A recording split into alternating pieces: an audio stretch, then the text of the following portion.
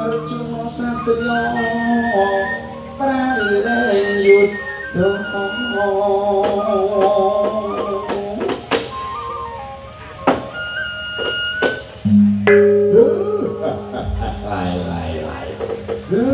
Beget-beget sak cerita umel-umel ngarep. Get menawa niki wau nimbali Nila Semar. Sajake kok wigatose sanget ngoten Gus. Ora, mboten. Arean jomblo melok kaget. Napa ingkang dipun kersakaken Ndara kula Rejuna. Lah niki wau kula kalih mangkiremo pun deladapan. Mau timbali Ndara. Iya kok dikandhani kok. Pun melawayu sifat kuping royoan ngarep sampai sing mburi gak iso nyalip sing ngarep. Iya Ponokawan jimat Kakang Semar kelawan Mangun Diwangsa. Nggih kula Gus, nggih Ndara. Ngeling ana iki dina kirang-kirang rambahan telung perwatangan Kakang Bratasena ora ngebaton. Apa muntik saka dalem Wisma Kasatriyan, muntik saka dalem Wisma Kajeksan, apa tah pancen Kakang Werkudara iku sisip sembere marang dening Kakang Kuntadewa. Oh, nggih terus kang kaping pindho kok delalah ana utusan saka Dempok Pertapan Tirta Kedasat teka nang Ngamarta njaluk Kakang Werkudara sing bakal digawe tumbaling Dempok Pertapan kanggo maloyakake pertapan iku mang. Lho, iki ana apa Kakang?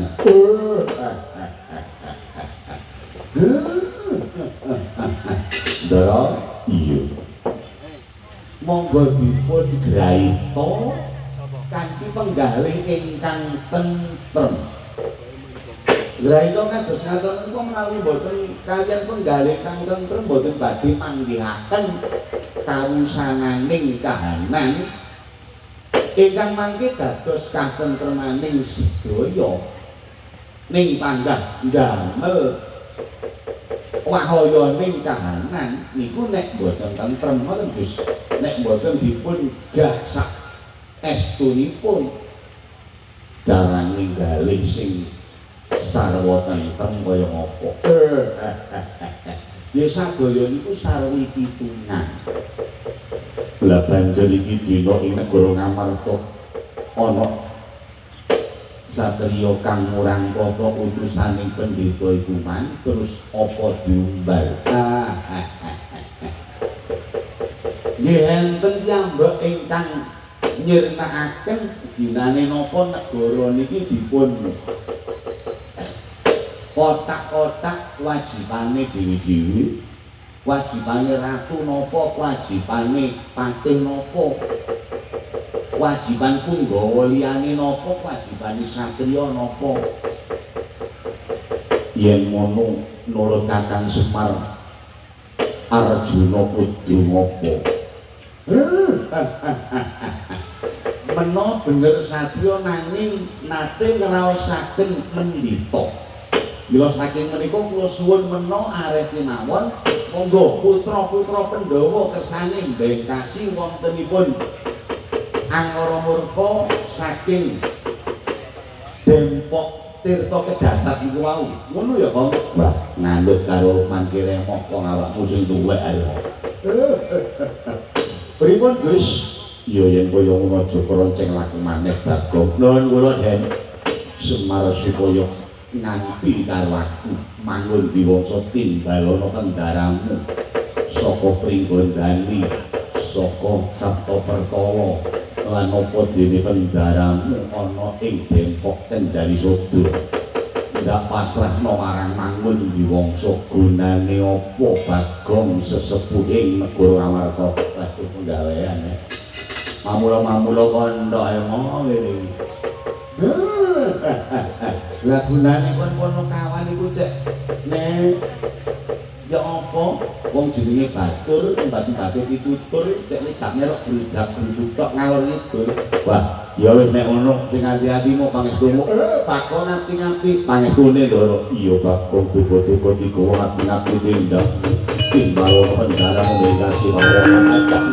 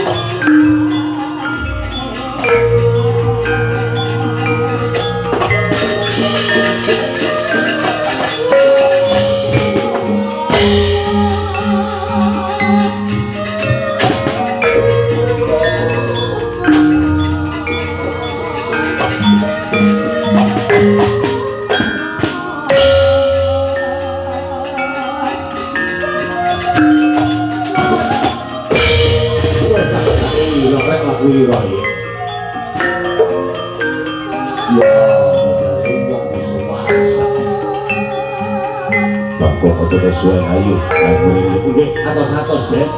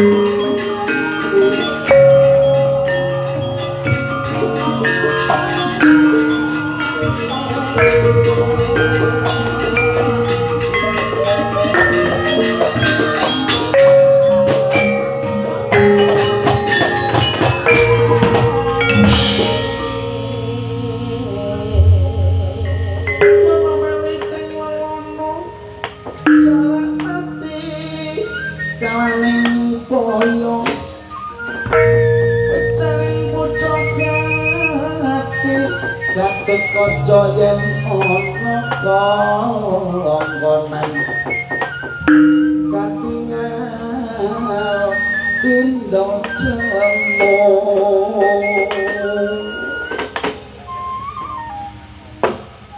warang-warang aku iki oleh keputusan apa teko Ratu Ngamarta wis tak ngenteni kliwat teko 3-4 jam kuwi wadialah ana satriya sekembaran merpati malang aku jantraku kang nunggu keputusane Ratu Ngamarta. Sik aku takon kon iki sapa satriya? Kon iki sapa lan niatmu apa kon merpati aku? Aku ana kene nunggu apa sing diputusno Ratu Ngamarta babakan sing tak jaluk ing kedaton man. Arwan dhisik tambuh karo aku. Kurang jejo karo dosa namamu. Iya. Kenalno aku Raden Gatotkaca. Ratu Negara Pringgondani. Abri Wrikata ya Raden Purbaya. Jengkaling mega garuning langit alap-alap sambenyawa bledek 10 tukang potong jonggo sing dadi jenengku. Kuwi adalah jeneng akeh. Aku mau Gatotkaca. Iya, Gatotkaca. Sing muni kon tambung karo aku sangka Sabta Pertara dening sing dadi jenengku Lindu Segara. Ya jangkar bumi ya Raden Hananangkarja adalah Gatotkaca Pringgondani Antarja Sabta Pertara. Terus sing mburi sing potongane kaya nangka setunggal iku lho. Kaenake wong iki. Oke. Sabar kok. Nggih sabar iya, tapi oleh ngomonyek lho nemen nangka setunggal. Nangka foto ya tak entekno ijen gauman kowe. Arek apa? Pun dheweke iki jawab. Mburi kok kepetung ponokawanku yaiku Bagong ya Mangun Diwangsa. Kowe lak kalah ponokawanmu. Iya. Berisik. Kenalno. Aku sangka Dempok Pertapan Tirta Kedasar dening aku di Amurite Rama Begawan Margadewa. Sing tak pitoso namaku sekabat Krida Manggala. Krida Manggala. Iya. Bener nek. Lho kok ngomong bener mergo aku wis oleh gambaran oleh Pawarta. Lho oleh gambaran oleh Pawarta teko sapa? Wis ora usah tak omongno. Sing wigati aku kudu nang negara Ngamarta mergo Ngamarta ana sing jeneng sekabat Krida Manggala. Tibake Krida Manggala murite Begawan Marutadewa ing Pertapan Tirta Kedasar. Iya bener. Kon wis ngerti sing dadi tujuanku. Kira-kira kon kira-kira nek gak salah kon njaluk Werkudara Panenggoke Pandhawa ati kok gawe tumbaling Dempok Pertapan Tirta Kedasar. Kowe latihanlah bener apa sing dadi ucapmu. Kula nyibang. Nek kon gelem ngrewangi karo aku bantun.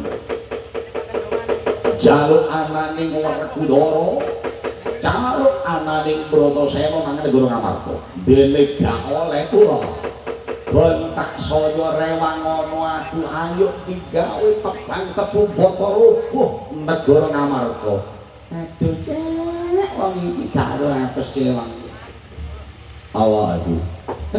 Iku lho sapa kok arepe dijaluk bantuane lho ngene wong ndara goblok. Ya ngene iki lho. Darahmu yang ngene iki. Gak roh cerita gak roh seluk beluke njaba. Lah iya ya elingno mumpung dorong sing digep iku sapa? Lho sewu to. Kowe lak kawan kono barang. Lho sewu monggo mundur mawon. Wah, monggo mundur mawon. Lho kok mundur iki? mumpung aku oleh rewang dadah ayo rewang monggo mundur mawon ken kula critani den ken kula critani mari rame-rame awas musuhmu gak olio ya ngomong goreng ya aku tak golek lho ya apa ini rek lho ayo ojo tak kok dosa kon ayo Pak mboten ana Pak nun sewu Pak kula tak golek cek-cek ae wae lho tuman temen kok kula kalah kono kawalan iki nun sewu Den rek napa abdi bareng tenan iki mawon dik kok iki gak ngono gak ngenaki kon iki sapa kon iki sapa belah-belahan ora kadek nganggo tebe ngaling-aling sing kok goleki sing arepe kok boyong kok gawe tumbal gak liya ya wong tuaku Harya Werkudara ya Bratasena dening aku putrane Rama Werkudara patutan Ibu Nagagini apa Ibu Arimbi sing ana negara Pringgondani aku putrane Rama Sena sing patutan kelawan Ibu Nagagini kang ana negara iki Kahyangan Sabta Pertawa kowe ladiang keparep yen ngono sisan Kortendana Jatyawala gak peduli yen pancen kon sakloron putraning Bratasena tak jaluk wong-wong aja atik mok tedhe ngaling-aling aja atik mok delik-delikno sing jeneng Werkudara oleh tak jaluk gak oleh tak jaluk sisa iki dina yen ora oleh tak jaluk gak peduli Gathotkaca apa dene Karja tak gas janggamu minangka gantine wong tuamu kelakon kon sing lara awakmu cocok yang ngono wis suwen bias-bias nang wis nek seneng rek ditendoro nek satset ngene iki waduh parek ana sing gugu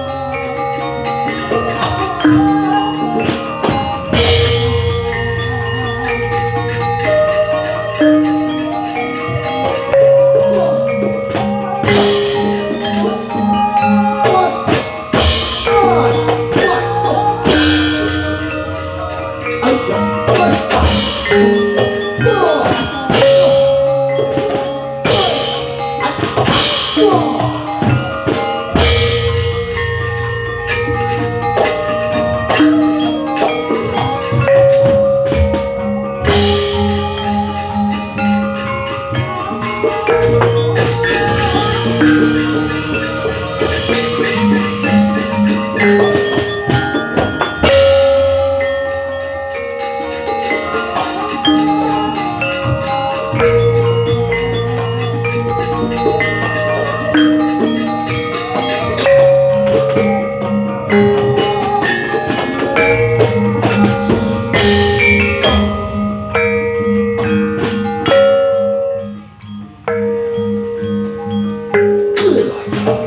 kawan mriki para kawan mriki aku takon udah iya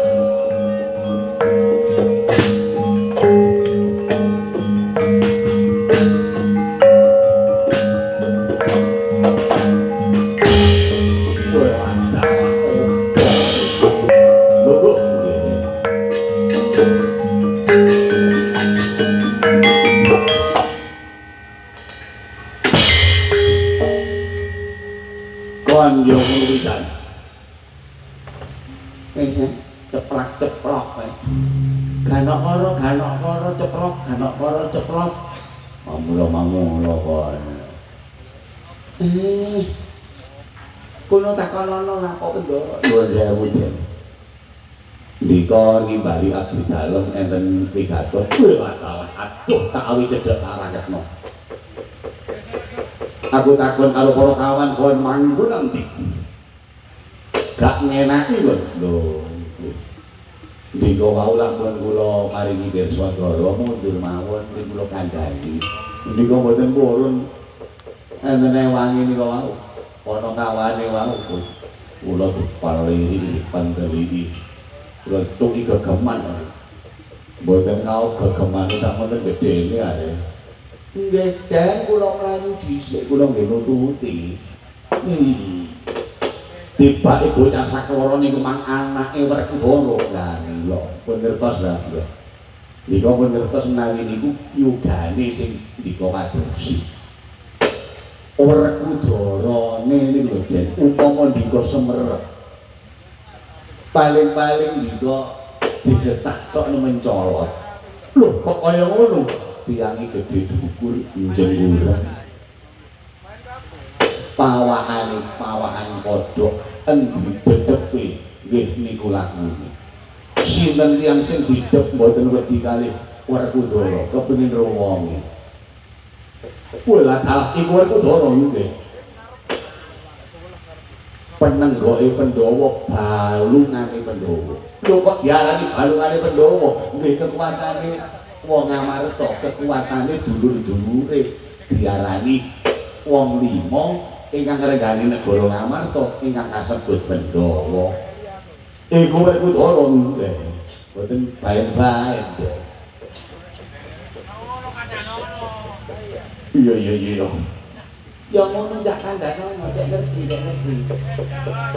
iya lho tak kandhane nek ngerti terus sing Gatotkaca iku mang kadek dayane bareng aku ditempeling tak kira tak enteng tangane iki dibayangke lho Gatotkaca niku anak Werkudara tambah ampuh tasik bayi niku pun ampuh digodhog kalih dewa tenggene kawah Candra Dimuka mboten malah mati malah umep malah gedhe Gatotkaca nggih bareng gedhe-gedhe diparingi aji api kuwi ngono ya cetakno ya iya tak jelasne iki aji api kuwi nggih tegese aji api kuwi iku dayane apa aji api kuwi niku ya nek pun kadung ngamuk Gatotkaca pawakane kerobehane gerabehane ragane Gatotkaca senes raga lumrah lho kok iso ngarani duduk raga lumrah lho nggih wong otote diganti kawat otot ganti awat nggih balunge wesi nggih epek-epeke pacul bentering unarmane niku bathok kulite tembaga drijine gunting penitis nek ketemu musuh gunting penitis niku muncul trot nyandak gulune musuh cekrit boten tugel lho mosok ngono lho nggih kok niku Gatotkaca. Dayane aji api kuwi. Apa meneh nek pinuju ngungkuli Pendhara ya Allah. Pendhara diunggahi terus diuyui. Lho kok diuyui? Iya ya uyuwe bir bintang. Penggaweanmu iku lho. Penggaweane anu ya. Apa? Cakrukan. Wah ya Allah. Sapa ndi? Sapa maknya? Oh. Kon melok lan. Ya, ya wis. Lho, terus sing siji Antarja lho apa maneh Antarja. Nggih, Den, Antarja niku mboten karuan. Kagungan aji upas anta. Ya ganti kon dikandani iki. Oh, upas anta. Tegese upas anta lho. Nek pinuju nyembur beracun, Gus. Aja katik kok wonge teracake disembur. Oh. Langsung ngabuh 9 wulan 10 dina. Lho blakrak ngene iki. Lah kok duduk ngono iku. Lah ya apa ya? Nun sewu Den. Pun katik wonge teracake disembur kali Antarja. Londot wonge niku. Mosok ngono iki. Nggih, dalah. Nanging iki dina aku gak lega, gak lilo yen isih. Durung weruh dhewe katik dayane Gatotkaca lan Antarja. Mula jo ronceng laku mututno laku jantraku gogan semangatku nggih. Gatotkaca Antarja maju tak jejuing dadi ndang.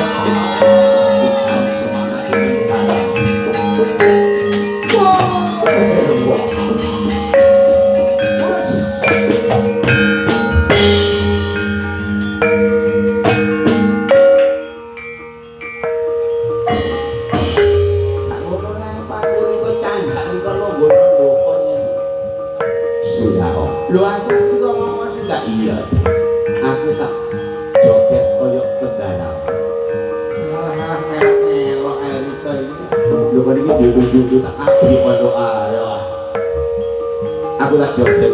Ya wis joget to. Ini tak singgahi awes. Gawe semangat iki lho. Sapa lu bene musuh iku kok relo. Iya. Nek musuh relo candak sebutno watu rasa sumyur padha. Awes. Wow.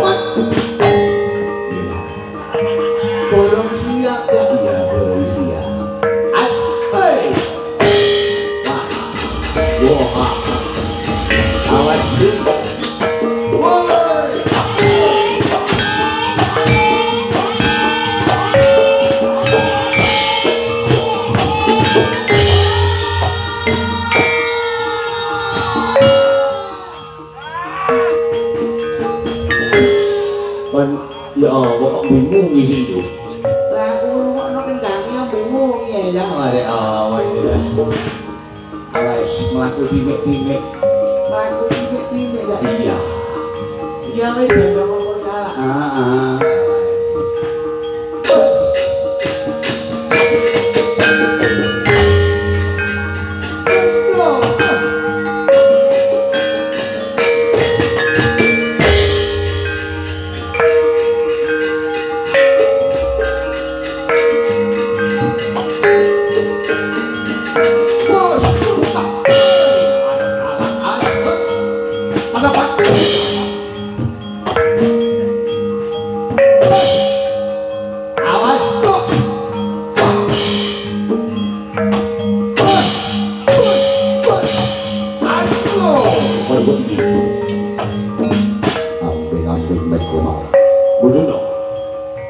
munggah mudhun munggah ukur pawan jembar gak ana iki ayo adu ceprete kowe tosi balung ana darat wis aku mudhun kon aja mlayu dudu wakatku wis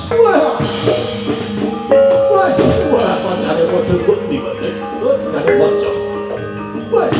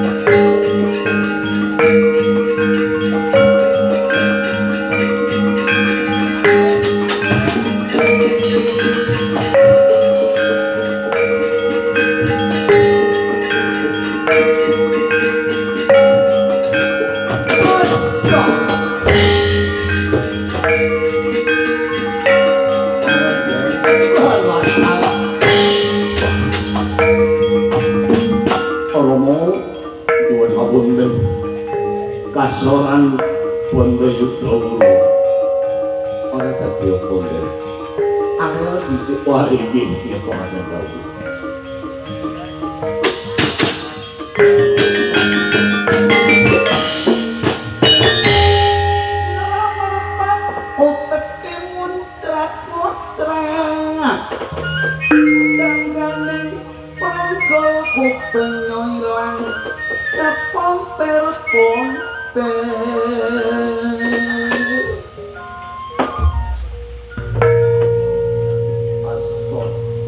Yudha kula Rama anakku ya Kridha Manggala iki kesta kendhawu jamak lumrahe yen to Kridha Manggala asor yugane karo anak-anak Pandhawa merga pun bapa wis seruh ter-terane lajeng kula kedah kados pundi nyipang aji gelap paluluan tak kapakne menyang para putra-putra ngamarta ben kabeh kabur saka mata ajiku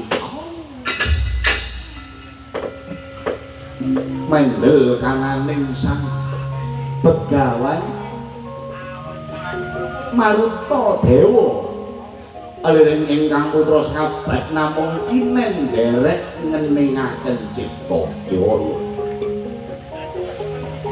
Sendakap asta suku tunggal sendakap to sampun mano asta tangan suku sikil tunggal kumpul malah kaya dening wong mati ngadeg nutupi babahan basa dipunahan wong sing ana dharma dharane sang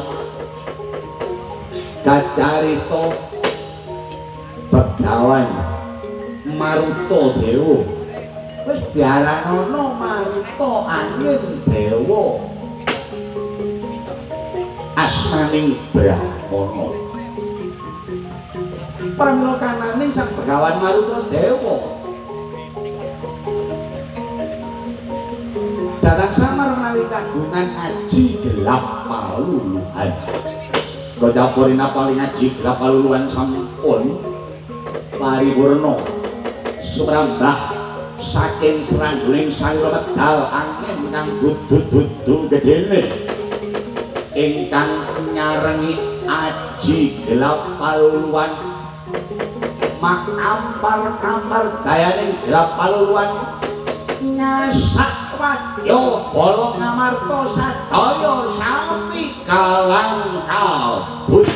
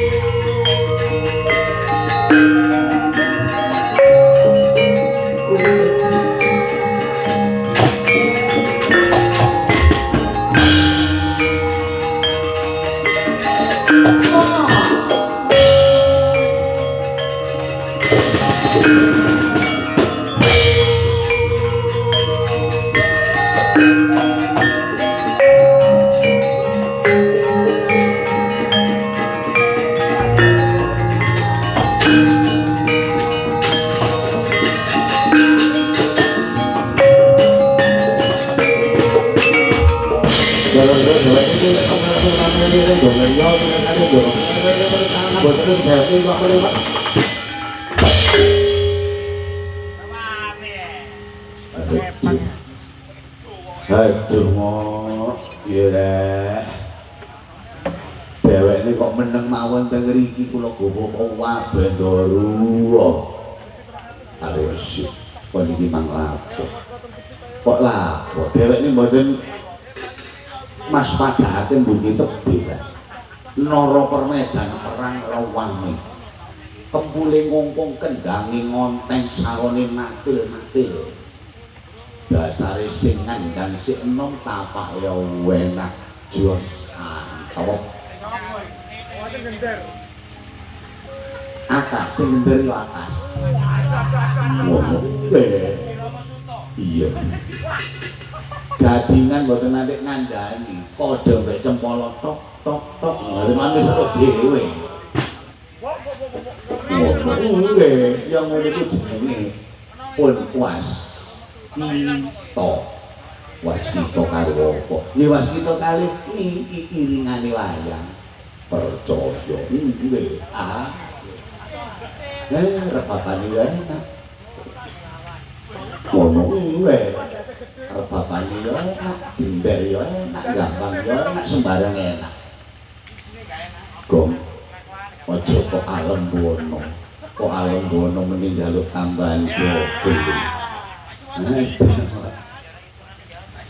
Dewa ini yang nama dia aku kudu nemoni Kakang Nalendra kandhane Kakang Semar aku kelawan Kakang Nalendra kudu bareng-bareng nemoni Kakang Werkudara terus perkara tengene ngamarta kaya ngoten niku ya napa sawetara direwangi perang undur-undur tegese perang undur-undur yen ana musuh maju ayo padha mundur ning yen ana musuh mundur ayo maju lha wong dheweke kali Ndara Nalendra ajenge bidal madosi Ndara gedhe kok sinten sing ajenge maju isih ana senopatine Pandhawa Anoman lho Ndara Kapiwara iya rek iya aja kronceng laku maneh Kakang Nalendra Janaka areyai ayo padha tak kanthi kae rakamu Werkudara ayo ditemoni Kyai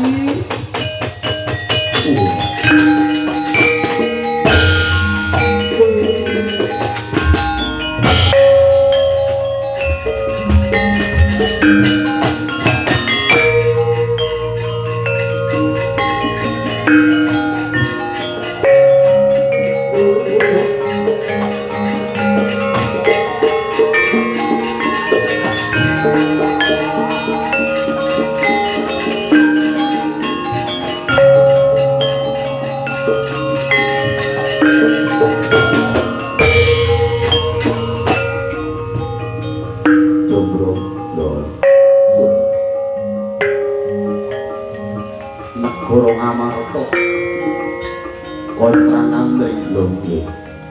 Mila niki wau Ndara Arjuna utusan Kalireang perang undur-undur mawon riyin.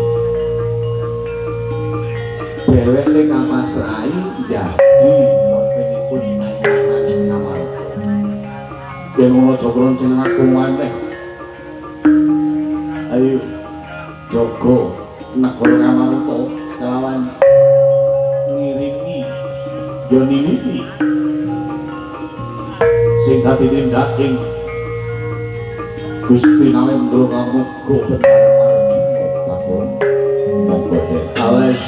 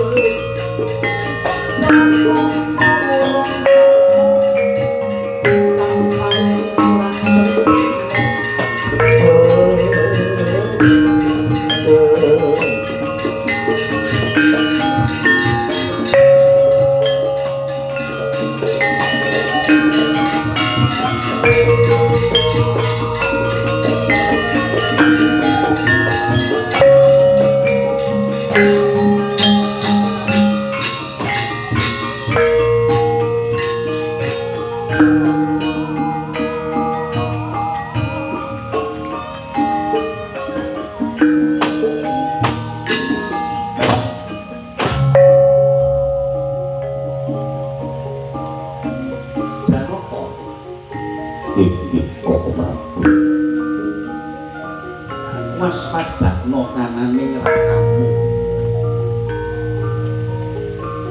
dienakno anggoning Mratapa kamangka gak nggawa papan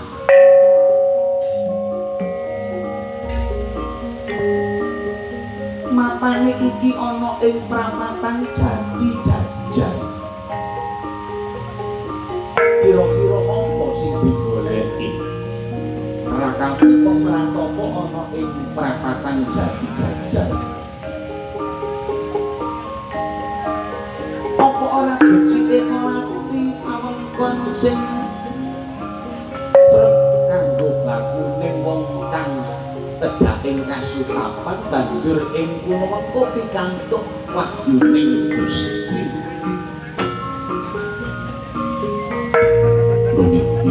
Monggo mbok menawi saking pewarah panjenengan ingkang kathah-kathah dados guguripun Kakang Werkudara.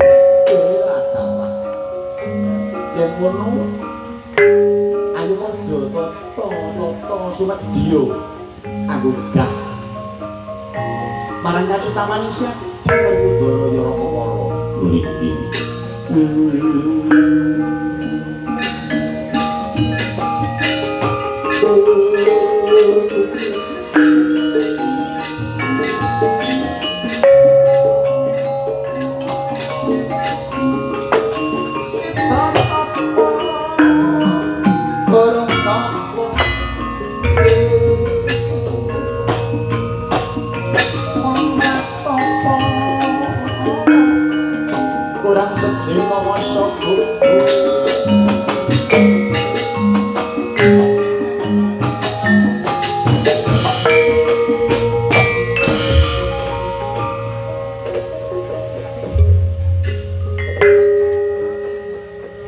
Arya Werkudara Wanggasmana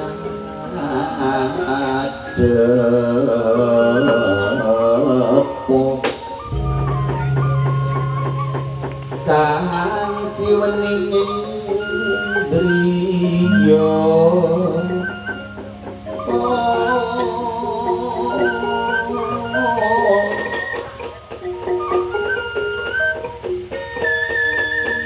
weninging driya sang Werkudara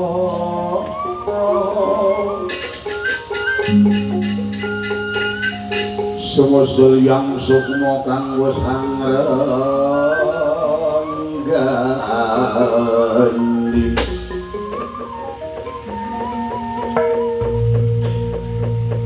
madyani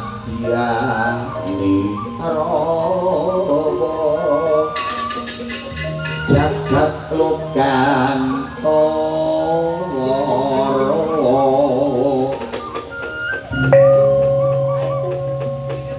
mahardya ing jagat laknyana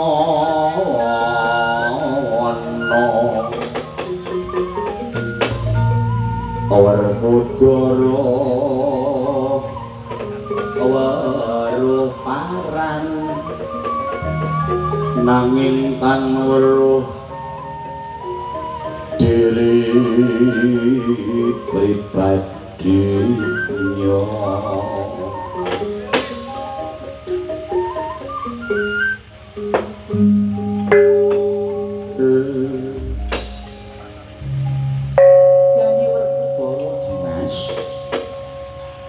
Si Adi Werkudara tak oyak ngalor ngidul ora ketemu. Ing dalem kasatriyan tunggul pawenang yaja diwaki ora ana, ing dalem kajeksan lumajang tengah ya ora ana. Kowe tibake kok ana ing prapatan Jati Jajar. Sakjane Werkudara apa sing diolati ati? Kakang Bratasena klatur enak ngamarta lagi nandhang wahaya kakang menawi panenggok Pandhawa nggih bebalunganing Pandhawa Kakang Werkudara boten wonten ngamarta punapa boten ateges paduka menika nglirwakaken kewajibanipun Kakang Werkudara ngayomi Pandhawa ngayomi negara ngamarta murih tentreming praja tangih saged tentrem menawi panjenengan menika muntik saking negari boten wonten bebalunganing Pandhawa boten wonten bentengi ngamarta kamangka ngamarta lagi ginebak wahaya duh Kakang ing pundi kaprawiran panjenengan kangge nuwuhaken katentremanipun negari Kakang Werkudara. Sena si Adi jeneng Sena isene no barang kang wening Bratasena wong kang remen nglakoni tarak brata ngundhuh pakarti kang utama kanggo isen-isene sanubari kang sayekti kabeh iku mawa ing kaendahan mawa ing keapian mula jenenge Nana ki wening. Kyai Werkudara kudu bisa manggrahita kewajiban iki nglirwakno kewajiban liyane apa ora. Kamangka si Adi Werkudara wis ngerti yen ngayahi kewajiban ning ninggal kewajiban iku ora ana pikolèhi babar pisan.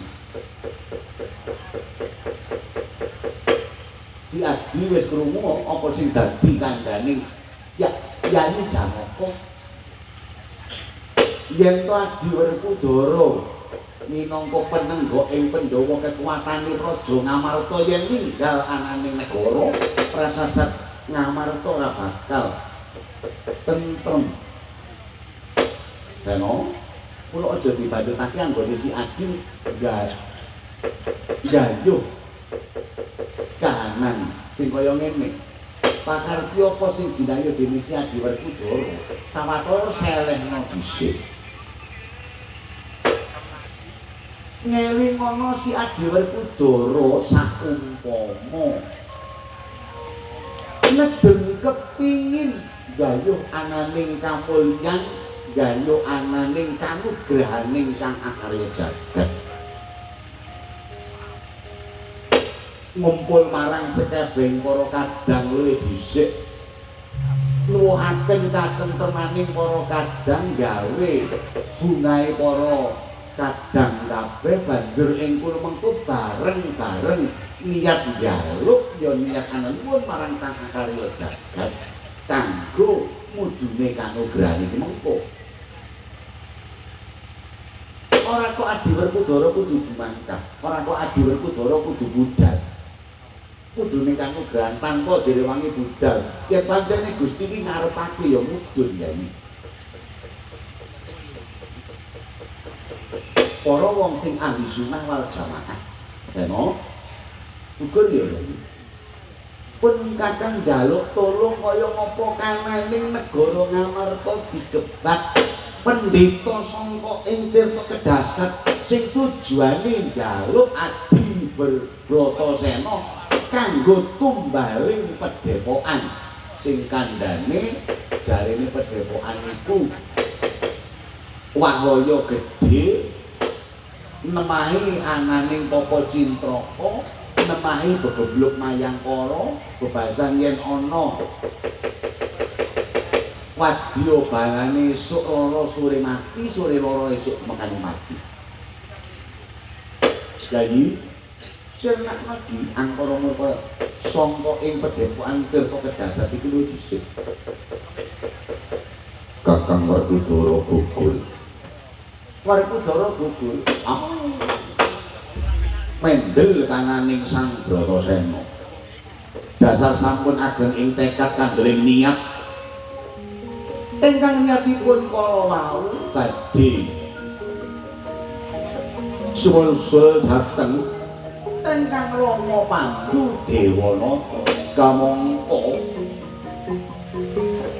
sampun cirorek rumakuning kodrat sineksenan geger mater menawi Pandhu Dewanata netepaken dawuh saking Ratu Ratnawa Sekalir ing nalikane Pandhu Dewanata anuruti ngidame ingkang garwa Madrim nitih lembuan ini kasembadan Dewi Madrim dene Pandhu Dewanata nitih lembuan ini ananging boten panjang ing yuswa dumadakan dumadi wonten ing tekaning pralaya tumuli badhe kabanjut wonten kawah manik babakan ingkang kados mekaten kala wau Pandhu Dewanata nglenggono mila kelakon kananing Pandhu Dewanata sasampunipun nitih lembuan dini sesarengan dening Dewi Madrim nemahi paukuman wonten ing kawah manik muka Werkudara mendel ngengeti babakan prakawis ingkang Rama Pandhu Dewanata Arinasa asmaning putra datan saged junjung dukul kedrajataning wong tuwa lamun to Werkudara boten saged ngentasaken Pandhu saking kawadut manik rupa pak hukumaning dewa pramila Rajanta Arina eka ingkang kadosa pundi digodha kang kaya apa Werkudara tetep tekadipun datan kuwal ingkang mangke badhe ninggah kahiwangan susul dening ingkang Rama Pandhu gacarita rening sampun peteng pangguluning Werkudara nanging petenge teksih kelingan sumloroting cahya ingkang padhang padange cahya saking pantulaning cahya pramana ingkang mangrengga ing jagat Lokantara awan putara ical saking Pandulu saoncotan Bratasena kancik wonten iwangan Suraya.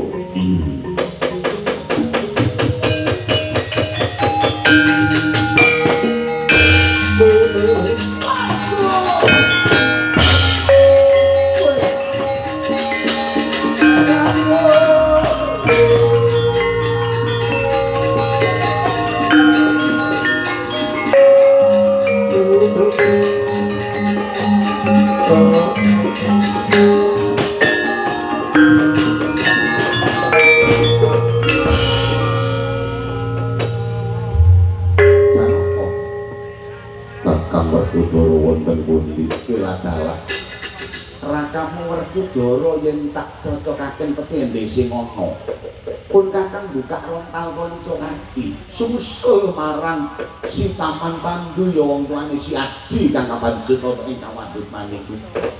Duh Koko Prabu kok kados ngaten menika dos pundi lho lha iki kamangka marahing para ping sepuh iki wis cetha yen diwarai lawan pun kakang ya dirungokno lho ra kamu iki ning apa kok ora digawe wis ditandani Adi yen ngilingi marang wong tuamu ya si Paman Pandu cukup dikirim donga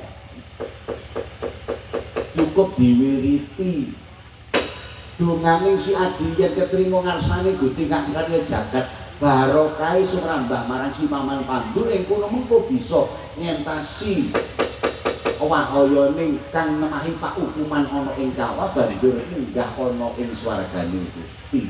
Dene ora dirungokno. Menawi ngaten dos pundi menika Kakang? Kakang Semar, kaya apa Kakang Semar? Iki dipenanan Adya Negara.